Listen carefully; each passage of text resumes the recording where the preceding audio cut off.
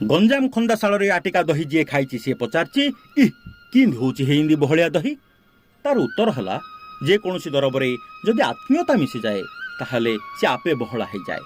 गंजाम खंदाशाल सहित आपणकर जमिति भावगत संपर्क ए माटी आटिकार सबुदिन दही बसंती रात्रि काल क्षीर को विभूषा होकर काकर करा हुंती से मरण पड़ती एवं चहला चहली न करिकी घोड़िया होकी थुआ हुंती।